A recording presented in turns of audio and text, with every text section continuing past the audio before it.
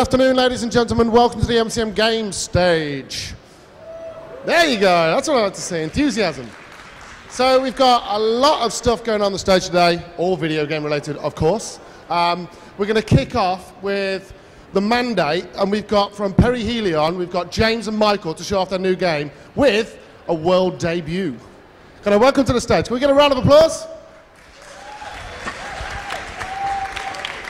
Chaps, the stage is all yours. Hey everyone, how you doing? Hello, hello, hello, hello. I'm Michael Dowse. I'm the communications manager for Perihelion Interactive. I'm with James, our character artist. Hello. Yeah, and we're going to talk to you today about a game called The Mandate by Perihelion Interactive. The Mandate is a dystopian future, a science fiction, 6-player cooperative RPG. So if we can run the introductory trailer, if they've got that loaded. We came from okay, we got a single world, Earth, So spent exhausted by video. We got. The governments collapsed. No time left for differences, for diplomacy. One rule, no quota. All efforts were made to rise to the stars. Our ancestors slept in the custody of our servant machines. We cast our net across the stars. Hundreds of ships, millions of sleepers lost. Construction of the gates began. Through these gates we would conquer space and time. Finally, a new city, a new emperor. This was the dawn of the Mandate, Empire of Empires. That was 1,000 worlds ago. An emperor is dead. Only 70 years into his reign. Our father. It is not our choice to take the throne. It is what the mandate requires. There were differences. We tried diplomacy. Our French words replied with rebellion. Order must be restored. We dispatched the Grand Fleet. But the gates are sabotaged. The Grand Fleet scattered, lost. Desperate times call for desperate measures. You once shamed the mandate, but now you can reclaim your rank, your honor. All fear, all obey the bearer of the scepter. Now you are the direct instrument of the emperors. Our instrument. With a small fast ship you can go where fleets cannot. Reclaim the French worlds. Find the Grand Fleet. One rule, no quota. So, the Mandate is set in a dystopian future where the Tsars rule the galaxy. When we're talking about the Tsars, then we're not talking about the communists. There's been some confusion over that, hasn't there? Yeah, definitely Soviets not the communists. in space is not quite what we're going for here. This is the Russian Empire, which controls most of the sectors in space. So this is a isometric space RPG with 3 main elements. Space battles with boarding operations, deep crafting economics and research, which is inspired by XCOM, and also the ability to create and maintain different space docks and starships and things like that. So we're aiming for a huge CRPG experience, a classical PC RPG for Linux, Mac, and Windows. So what we're going to do now is we're going to introduce our lead designer on a video tutorial and show you something you can actually do on the website. We've got a tech demo up right now of the basic ship graphics, the ship destruction graphics, the ship designer. If you go on mandategame.com, click on ship designer, you can play with that. It's a Unity plugin. If you have Linux, it doesn't work right now with the Unity plugin, but PC users, Mac users, you can use that. That's fine. So if we could run the second video.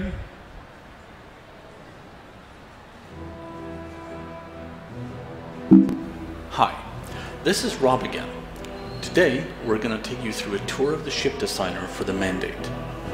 The ship designer has become one of our favorite toys here at Perihelion, so let's take a look at how it works. As you'd expect, we have the ability to rotate the view around the ship using the right mouse button and dragging. The scroll wheel on your mouse will zoom your view in and out. At the top of the screen, you'll find 5 buttons, and we'll go through these in order. The first button is your ship section designer. Here you can select how your ship has been built. Each section have their own stats and affect gameplay in a variety of ways and are not just visual changes. Currently, the demo is limited to only a few different options, but the game will have 3 ship sections each for the front, middle and back.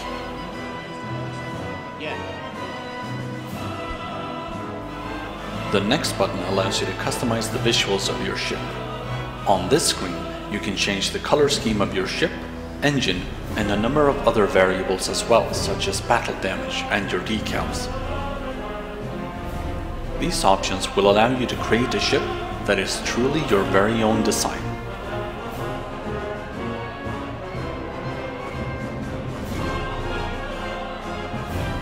Next, we have the Arsenal loadout. In the demo designer, we have 3 templates for you. In the real game, you'll be able to customize the loadout of your hardpoints either by templates like these or by customizing each and every hardpoint yourself.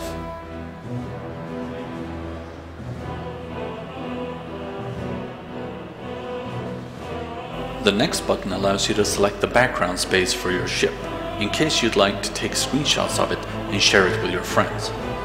You can select between a starscape, a nebula background, or an asteroid field.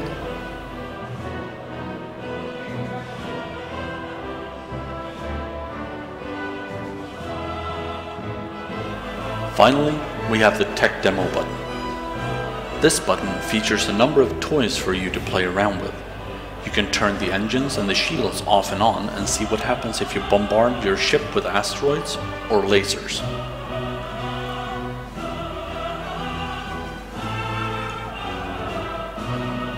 As you can see, damage in the game is based on where you actually hit with your weapons. Punching a hole through an enemy's shield will allow you to shoot through that hole to vulnerable hull sections behind, even targeting specific weapon systems in order to knock them out. Shields on a ship will regenerate over time, so making use of a shield breach is important. Scattershot damage, such as asteroids, are usually easily handled by the shields, but can still lead to hull breaches if the asteroid is big enough or if there's enough of them. For this demonstration, we opted to give you enough of them.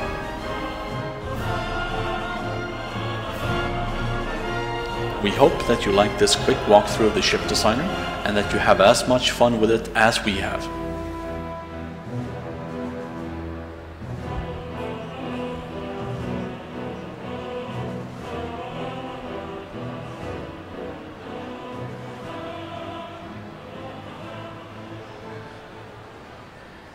So obviously there you ended on the sprites of the guys coming out of the hole in the ship. The first thing we did when we entered pre-production, which we're still in now, is we wanted to think about what games in space are missing. And obviously we're huge fans of shows like Battlestar Galactica and Firefly. And considering we're making an RPG, we wanted the ships to have people in them, okay? Things like EVE, games like Endless Space, you're flying ships around, but it feels as though you're flying just ships. There's no crew, there's no people within them. So what we've done is we've made the ships modular. So every breach you make, every hole you make, all the damage, it's in real time. You'll see the systems behind it, you'll see the people behind it. You have an active crew on the ship. When you hit a subsystem or system, that crew will be vented into space. They're then removed completely from the game. You lose efficiency in that area, like shields, shield operation, weapons. You hit that, you puncture it, those guys are gone. Okay, they're gone. You'll see them actually be ejected from space. There's no way to get them back. Yeah, that's one thing that we really wanted to focus on with the game is the way you build your crew. So you actually care about your crew. So before you go into battle, you might think, well, I've been leveling up this one particular dude. He's in engineering. Do I really want to lose him because my engines could get blasted up and he's get sucked out into space, and that's 5 hours of my life wasted. So you actually really care about your crew, and that is something that we really want to develop further. So the little animation, the sprites coming out, they will actually be part of your crew. So later on, after the battle, you'll be like, oh crap, I'm going to have to build up my crew again, I'm going to have to level guys up. So the crew element is something that we really want to develop, because things like Battlestar Galactica and films like that, series like that, sorry, that's the main drawing element, why people love that. And that's something that we feel is lost with other games like you were saying with Eve. So we want to really concentrate on that section. So. Yeah, the question for us is what's the difference between a TV show plotline and a video game plotline? Realistically, there shouldn't be one. You look at an episode of Star Trek, there's no reason why that episode can't be a game. And that's sort of what we're doing. You can go onto your ship in an isometric view as the captain, and you can talk to your crew, you can interact with them, you can get quests from them. Yeah. You can also bring enemy players, other dignitaries to your ship, and get quests from them, transport them to other systems. There's no difference between your crew and the ship. You play within the ship, and you play without the ship seamlessly. And that's one of the most exciting things when it comes to boarding operations. Yeah, boarding operations is going to be another major factor in there. You'll have your ship with your own Marines, and you'll be able to board other ships whilst you're engaged in a space battle. So we're going to try and get in nice little features where you go past a particular section and be able to see the space battle in real time happening whilst you're got your squad of Marines trying to take over the ship, maybe to retrieve a piece of data, something like that. So yeah. A completely unique feature to this game is the fact that with your five other friends, you can board enemy vessels whilst they're still attacking in space, all in real time. So when you're doing an RTS isometric fight in the vein of Jagged Alliance or Men of War, your friends can be backing you up, hitting their ship as you're playing an RTS isometrically, all in real time. So that's something we think is unique to the Mandate. It's something we want to carry across. So you're running down a corridor with your guys, your friend hits the hull with a torpedo, your enemy suddenly gets sucked out of the side of the ship. As well as your guys as well. Yeah, as well as your guys. So you've got to orchestrate that carefully with your 5 other players. Yeah. But that said, the game can be played single player. Each player will have his own unique adventure around the galaxy, his own sector, controlling his own sector. Yep. And you can come together to help each other, or you can play completely independently. It's up to you. Playing cooperatively or on your own. It's not made for one or the other. It's made as a complete experience for both. Sure, but there is one main storyline, like with all RPGs. There is one major storyline. You've got to find the Grand Fleet, see what's going on. Won't tell you too much about that, but that's going to be the main storyline. But then in each sector, then with your crew, you'll be able to pick up additional quests, things that will give you the ability to upgrade your ships in a particular way, and visuals. And we're talking about real crafting here. We're not talking about sort of, we stumbled across this item and suddenly we can make the best thing in the game that you can never buy with money. This is sort of the original Fallout crafting. Crafting is incredibly important to us. Yeah. I mean, we've really gone back to the old school games and seen how they do these mechanics properly. So, we're not trying to reinvent the wheel. We're just trying to make a really, really, really nice wheel. Yeah, well, basically. a better wheel. A better wheel. We're trying to make a better wheel. That's basically what we're doing. So moving on to the character creator we'll play in a sec. Please don't play it right now. Our characters are going to be completely unique. We're not creating just a character creator. This is a character prologue creator, because what we've done is the lead writer's written 1,500 years of lore for this game in pre-production. There's 1,500 years of Mandate lore already out there for Kickstarter backers to enjoy. We've got the Empress, has a Twitter feed, strangely enough. Yeah, this can all be found on Mandate website? Yep. On the mandategame.com. We've got the Empress Twitter feed. We have the Articles of War, which you can read. We have the design articles. Loads of lore to get into. So what you're doing in the character creator is every character plays as a disgraced captain.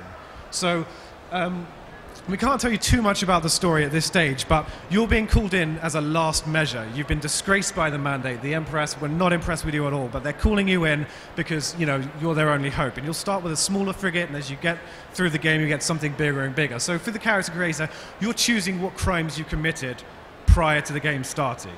So there are many, many, many different paths you can go down. You're going to choose your colony, where you hailed from, what you did, and how the Mandate thinks of you. And after that process, you'll get a report saying exactly what you've done, and that'll be unique to each player. So if we can roll the character creator trailer, that's trailer number 3. Yep.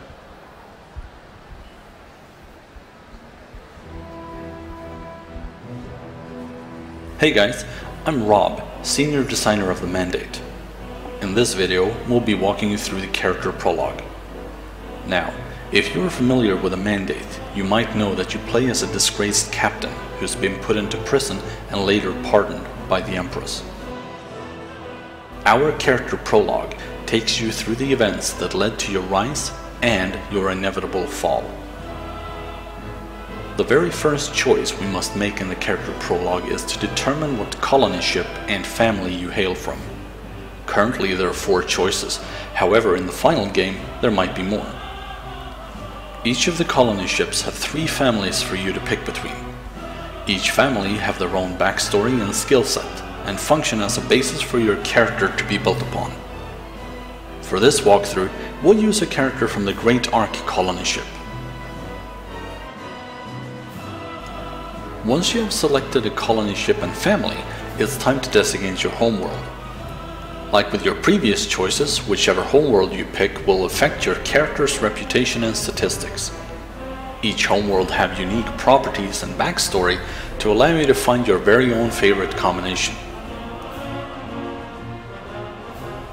For our character, we'll go with Albemar, a dead world with an orbital station encircling it, known as the Albemar Ring. The next step allows you to visually customize your character and increase base attributes and skills.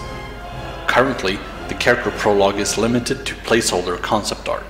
However, the game will have fully customizable 3D characters.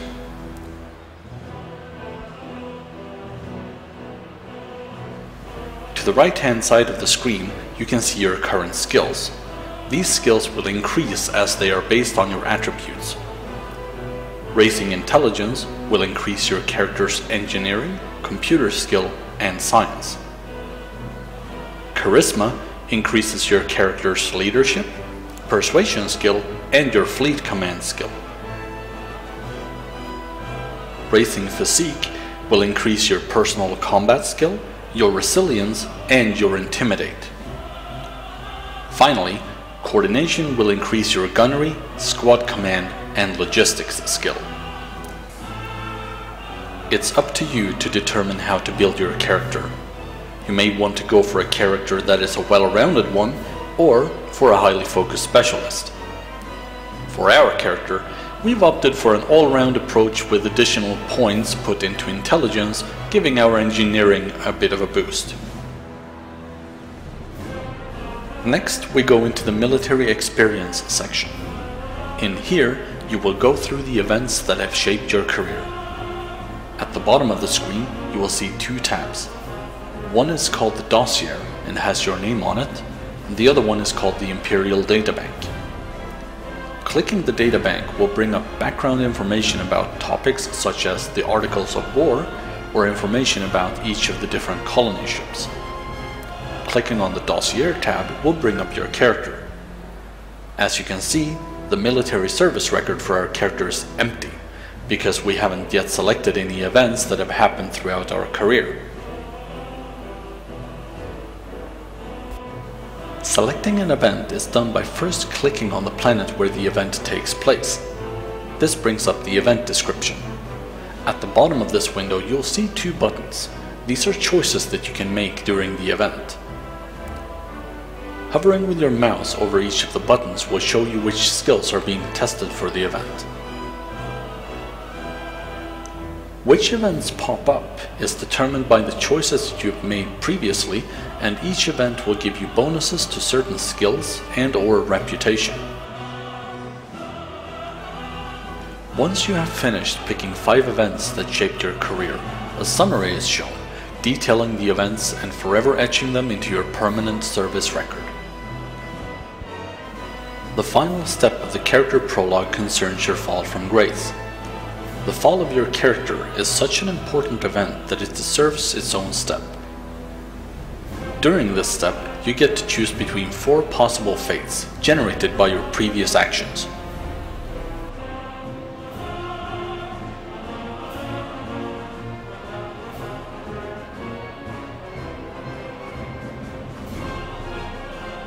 A court-martial verdict will show you exactly which articles of war you have broken and detail the court's ruling in your case. In the dossier, you can find a shorthand version of the court verdict as it is made part of your permanent record.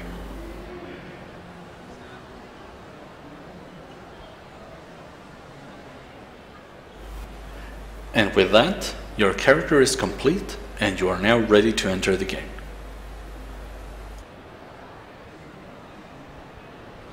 So that's the character creation process as it is right now. Obviously, all the graphics are placeholders. We'll get into that in a sec. So there's a lot of depth there for you CRPG fans. certainly pertains to a lot of the lore. If you do go onto the Kickstarter, we've got business cards with QR codes if you want one of those after this talk. But you can really get into the lore. It's going to be given out as a PDF. I can see you guys there. You want some already, don't you? I can see. Yeah, it's we're going to give out. I like you guys. You guys are cool. Yeah, you're giving us a lot. All of you. Yeah, we're going to give out all of the lore as a sort of PDF book to major backers, to any backers actually, of the Kickstarter campaign. Yeah. And if you send us a message on Kickstarter saying you were here, we'll get you some signed concept art as well from some of the guys. Yeah, just for you guys over there. So yeah, graphics. This is going to be a AAA game. We're asking for $500,000 for Kickstarter to make this in high fidelity. People are asking, how are we going to make that for $500,000? And it's because we're using Unity, a lot of middlewares. And James, you can talk about that. Yeah, and we're also amazing at what we do. So we're not wanting to get too technical with stuff. We're using Unity, which has a bit of a bad rep graphics-wise at the moment, but there's been some major advancements with Unity on the graphics side of things.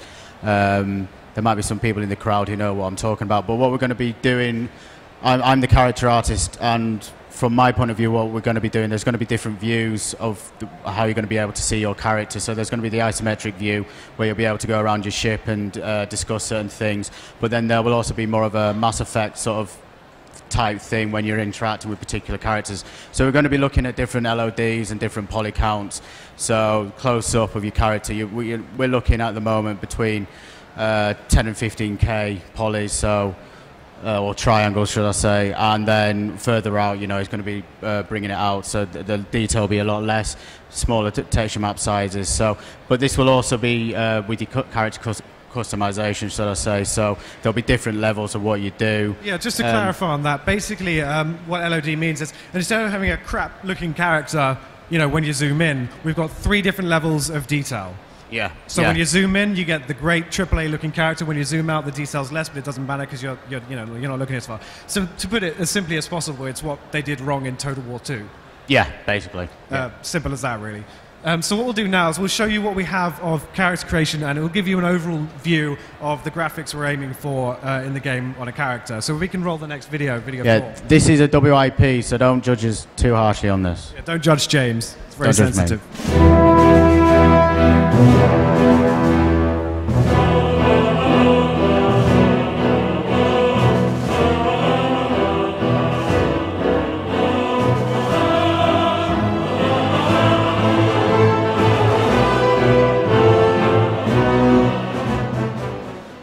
Yeah, I think you see some Battlestar influence there in some of the costumes, certainly. So they're the graphics we're shooting for the main characters. I mean, that's not too shabby looking. I think you agree. Well, cheers. Yeah, thanks. It's okay. So yeah, they're the graphics we're looking for. All of the ships will be modular. That's why we're able to produce beautiful graphics without going severely over budget. You know, we're not all buying massive yachts as well. There's strict budget management. Your Kickstarter pledges are being used efficiently. Yeah. Nicely. Yeah. Yeah, sure. Yeah. Yeah. It's all looking good. So the main things you'll be doing in the mandate is playing as an individual captain, leveling up your fleet. There are some roguelike elements, but this is still in discussion because we're being. They're starting to say, is this like FTL? There was one article that said, you know, they're doing what FTL did wrong, right? And we don't really see it that way. That, you know, it's like it's apples and oranges. As the guy behind us said, it is apples and oranges. If you put it on the hardcore difficulty levels, those officers that you've named and, you know, you've spent ages building, level them up with you. You put that on the hardest difficulty levels, and they're dead. They're gone for good. So we're thinking about that. We don't think your captain's going to be able to die completely yet, but we're still talking about these things. That's TBD, really. Yeah, we don't know. TBD. We don't really know what's going on there. But if we do have a forum, forums.mandategame.com, if you want to give your views on that sort of thing, because we're taking Kickstarter very seriously. This is a 60-day campaign. We're about 38 days left. 35 days left now. 40% of the way towards all the funding. So there's plenty of time to give your feedback on what you want to see. Yeah. The way we want to do this is that we want to take every comment seriously, and we want to try and implement that into the game. As long as it's not a stupid comment like that you want to see Pikachu floating across space, getting crap blasted out of it, then we want to take these comments seriously. So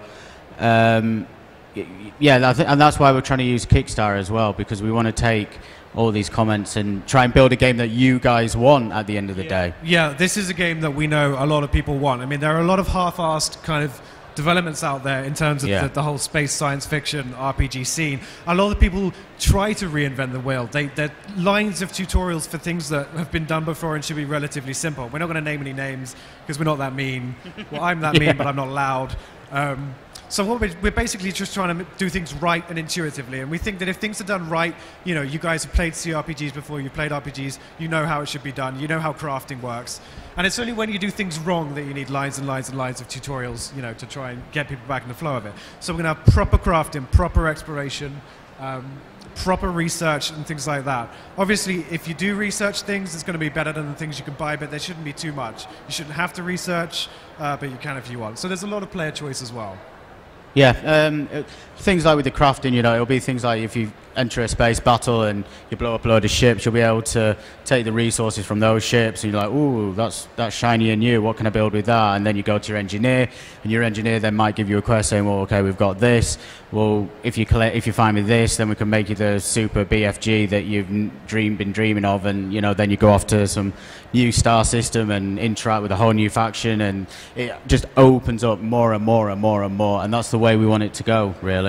Yeah, you're going to be looking to ask your engineers, your researchers for help and advice. Everyone on the ship, you'll be able to walk around it, interact with them, see them working out in the gym, you know, see where they're sleeping, things like that. We really want to get that across. And that's what we want to do. And we want you to build some sort of apathy with each of the characters, and you meet Bob in engineering, and you're like, oh, I like Bob, and like I said, and then you go into space battle, and next thing you know, Bob's floating in space. You're like, oh, Bob's face explodes. Oh, poor Bob, there he goes. Oh, well, miss Bob, and then you got to create a new Bob, and like, well, he's not the same as old Bob. You can't find a new Bob. It's too hard to find a new Bob. Yeah, you can never replace Bob. Well, everyone loves Bob. I love Bob.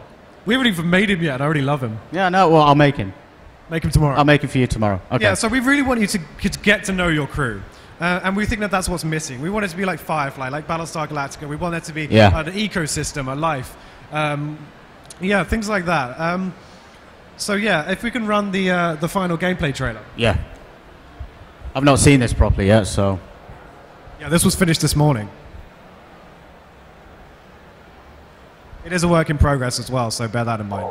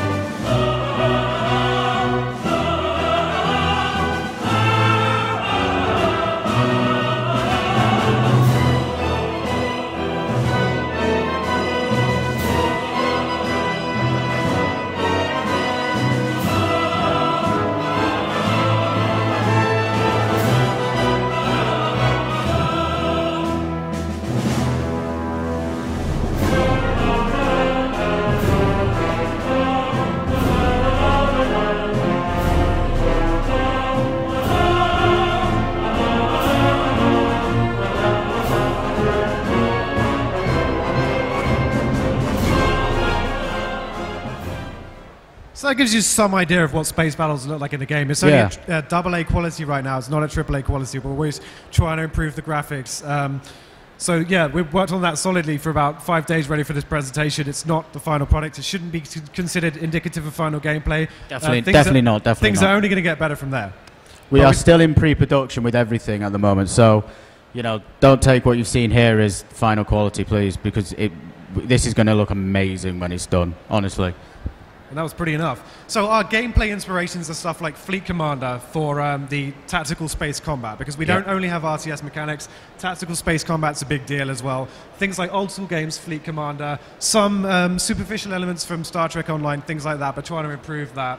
And they should be seamless between the two. So if you lose guys on the isometric RTS view, then that will affect your ability to fight in the strategic space battles. Likewise, if you lose them in space, you're going to find it hard to fight on the RTS. So it's all going to be seamless between yourself, space battles, and also with other players as well. Sure. And the way we're doing co-op actually is if you're in the middle of a fight, and you need some friends to help you, send them an invite on Steam. They'll jump straight into your battle. And the way we're sort of excusing that in the lore is just simply, FTL drives.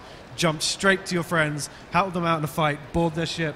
They can board your friend's ship to defend them, or board the enemy ship to help your friend. Either way, but it's not always best to destroy the ship, because you can get the research, get their guys, and That's just it. It's all up to you. You'll be able to board the ship, take what you want, and then think, all right, blow it up now. We got what we want. Kill them all. So. And our executive producer, Ole, is obsessed with the idea of value for money. This guy wants 400 hours of solid gameplay. And we're not talking about collection quests, go to X to collect Y, then come back because of some crappy line of DLC. dialogue. This is what we're going to release. We're shooting for a proper old school release. Real content, 400 hours of it. Real questing, proper quests, that sort of thing. We want you to think, I'll just spend 30 quid on this. That's a good 30 quid I just spent. Yeah. And likewise, if you do want to get it early and you pledge on Kickstarter, there's many ways you can affect the game. Some of the higher tier pledges from I think $100 let you, we're designing characters based on drafts of what you guys want, putting them in the game. You can name Marines. Things like that. You can even, at some of the higher levels, create a whole faction. The way they look, the character. A whole rebel faction, merchants, things like that. So have a look at our Kickstarter. We'll give you some cards out, and you can really affect the way that this game is made. And we trust you guys to do that, because we know that guys want a real decent CRPG, and we're gamers. That's where we're coming from. We're indie because we want to be, not because we have to be. We want to make a good game, and we think that's the way to do it nowadays. So we're on the same page as you guys. So, we're making the game that we want to play, and hopefully the game that you guys will want to play. Yeah, we're making the game you want to play, and it just so happens to be the one that we want to play as well. Yeah. That's kind of how I see it. So I think if we open this up to questions now. Yes, I shall wander into the audience. Or not far, we'll go right here. Not those guys, not those guys. No, they don't look very interested. We should I can't get all of them. Left. I'm going to go in the middle. Quiet guys. Right. I was wondering if there's any plans to implement it so that you can land and properly explore planets. Good question. Planets are something we're thinking about for an expansion, and not a crappy DLC, but an expansion. Because we're working with $500,000 US, we want to do this properly. We don't want to half-ass anything. So we don't want to promise planetary exploration, because that's something that we want to be done right. And if we do it as an expansion a little bit later, which you can get for free if you pledge at one of the levels. I'm not sure which one that is. Have a look. It's relatively. I think it might be $40. Is it 40 or 60? I think it's 40. I think it's 40. You'll get 2 DLC packs and the expansion for free. Planetary exploration is definitely something we're planning for an expansion, and it's going to be good. We're not going to do it. We're not going to rush it out, because you guys won't want that. It's going to be there. Great. Here we go. I was just wondering how much would you... I can't quite hear you, sorry. Sorry. I was just wondering how the gravity of the planet will affect the fleet operation. Did you hear that, Dan? Sorry. Yeah, so the gravity of the planets, how does that affect the operations while you're out in space? Gravity. We don't necessarily get affected by gravity, but there are things like radiation, asteroids, things like that. Yeah. We're not going for a super realistic sort of space game. We're sort of doing what makes sense and what's fun, and as you would see it in TV shows. So you watch Battlestar Galactica, you don't think, oh, that's completely fake. You're encapsulated by the story and the characters and things like that. So we're aiming for that. Just as an addendum to that. it's going to be sort of a 2.5D plane, so you'll be able to rise and lower, but it's not going to be like a massive 3D space box, because it's a bit convoluted, it's a bit difficult. We tried it out. Too much. It wasn't that fun. So yeah, as an addendum to that. So yeah, next question. Gravity-wise, you know, that we have discussed saying you are going through an asteroid field, having some sort of gravity effect there. Asteroids are hitting into you. So we have considered that sort of thing. So we've got to also see what we're able to implement into the game. Right. Okay, so I was wondering if... oh, there you are, hello. I was wondering if you were going to think about alternate endings to the game or one linear storyline. Alternate endings, that's a tough one. We haven't written the entire story yet, but alternate endings is something we obviously want to look into. Yeah. There is one main storyline, but considering you all have different paths, you all hail from different colony ships, there will certainly be some leeway for different endings. Yeah, the way you create your character will ultimately affect the main storyline. We're not 100% decided on that, but there will be different things that will happen to you along the way as you create your character different. So, yeah. Yeah, again, it's something we want to do properly. There have been games that do alternate endings, and people have complained about the alternate endings. Yeah, great, yeah, so. true. Yeah, so next question. Will. A lot of games with multiplayer where you get to either play as a commander or as the FPS, like Savage, for example, have problems where everyone wants to do the FPS and no one wants to be the commander. Do you have ways of dealing with that problem, do you think? Well, you will be able to choose spec up in a way, sort of like the Trinity system. In a way, you'll be able to have a guy who's mainly on the attack, a guy who's mainly defensive and mainly logistics, things like that. So, if we're sort of sidestepping the Trinity system somewhat, but there's always people willing to play one role, and you will be able to play the entire game however you want. But some of the end game challenges, we want end game content for the game, will require sort of like tank, DPS. Yeah. But you'll also be able to level up your individual characters on your ship to be good at that. So if you've got one guy who's good at defense, then your ship will be better at defense, and you take it which way you want to go, really. Yeah. Great, here we go. If your bridge are hit, will your captain die, or do you have any escape pods or something like that? That's a good question. We're still discussing that internally. TBD. Yeah, very TBD. But what I can tell you is it's something we're thinking very hard about, and we'd like some feedback on that, because you're working 400 hours on a captain, and then he dies, and then you're sort of like, well, what have I done with my life? He's dead. The game is over. So it's like, well, what can you do? I mean, every time you take a transport, if you teleport, maybe does that clone your captain? Are we going to do cloning? But then I think that cloning devalues your captain. If he just dies and gets repeated, it's like Play-Doh. Who is this guy? Yeah, there's a lot that needs to be discussed about that, and maybe the idea of having an escape pod just for your captain. So if say you did create a character that he was put in prison for being a coward, if your ship's getting blown up, you could run to the escape pod. That's actually a good point. There's some heavy inspiration from Mount & Blade. I don't know if you guys have heard of Mount & Blade, but American PR companies apparently haven't. Mount & Blade, your main character could be put in jail, things like that. So we've taken heavy inspiration from sort of towns, but space stations from Mount & Blade. So maybe your guy's arrested, maybe he waits in jail for a few weeks. Thumbs up. I like that. You like that? That sort of thing. Cool. We love Mount & Blade too. So yeah, next question. Okay. Since you're going for like a space game, I assume you will have a huge world of some kind, like the world, at least the galaxy. And a lot of games that is RPGs that has this huge world has the problem that they feel really skin deep. Like in Skyrim, you have finished the game and you come to a place and they still treat you like you just started playing the game, and all the guards say exactly the same, that kind of stuff. How are you planning to deal with that problem? Well, we have faction reputation. We have factions and colonies, and the things that you do will affect your reputation with certain factions, and certain factions will rule certain sectors of space. So if you're in a sector of space where you don't have good favor with a faction, they might try and kill you. They might not try and kill you, they might not sell you stuff, they might not let you research, that sort of thing. But as I said, 1,500 years of lore, there's a lot to work with in terms of quests and little tidbits and Easter eggs and things like that. We are going to work very hard on making it seem like what you do is important, but we're not looking at black and white. We're looking at, I don't want to say 50 Shades of Grey. I've just said 50 Shades of Grey. You just said that. I just said 50 Shades. I think the ladies are now interested in the game, yeah? Yeah. There's going to be 500 shades of grey.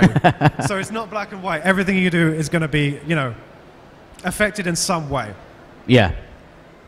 Great. Here we go. I really wish I didn't. Hi. Thanks, yeah. Fantastic presentation. This Thank game you. looks amazing. Thank you. I actually have a question about the development team and the development process. Could you tell us how many people are on your team, like fully employed without outsourcing, and how many or how long do you think this game will be in production? Production-wise, we're looking at what's Ole said, because he just plopped. Well, things out of as his far as head. I know, Alpha is 2014, late 2014. Yes, Release is that's true, 2015. yes. In terms of Perihelion, at the moment in pre-production, we're about 12, 15 people. No, we're more close to 8. But there's people who've signed on. Oh, okay. Basically, Sorry, yeah. our team is growing as our Kickstarter funding goes up. There are people who we have to be very careful we phrase this, because people are working on other projects right now. True. We can't have a lot name. of freelancers on, so we can't say definite size because. But what we can tell you is that a lot of the development team have worked on games like Call of Duty, Activision, worked for Ubisoft, Funcom. We have experience making some of the most major MMOs at the moment. So for instance, this is much a smaller project. The original Assassin's Creed, as I mentioned. This is a veteran team of developers. Unfortunately, we can't name people because at this stage we're not 100% funded, so they've got other commitments. But rest assured, you're in safe hands. I can say that. Yeah, we got some big players, so don't worry about that. I wish I could name them, but I'll get shot. And last but not least, I'm hoping this is a good one. It might be. You were talking about finding items and crafting items and so on. And will you at some point, if you pick up this really good item from a seemingly just completely inconspicuous vessel, will this become a plot point, for example? So, for example, you get this amazing component that turns from this vessel that probably would never have had it in the first place, and then suddenly someone on the crew can go like, wait, that's not supposed to be there, and so on. Well, what I can say is that there will be derelict vessels, derelict space stations, things to explore, and there would be no point exploring them if there weren't incentives like that. So I can tell you that. In terms of their usability, it's TBD. I mean, we don't want anyone to get some ridiculously overpowered weapon and then unbalance the game forever, because it would be silly. So some lore items, things like that, maybe some technologies that you might not have otherwise had, that'll be something. But there would certainly be incentive to go out and explore, other than simple lore, items, things like that. Yeah. Fantastic. Thank you very much, guys. Can I get a big round of applause? applause? Thank you. Hey, there's a lot more people out there. Cheers, guys. We'll be back in about 10 minutes with Wildstar, so please do stick around.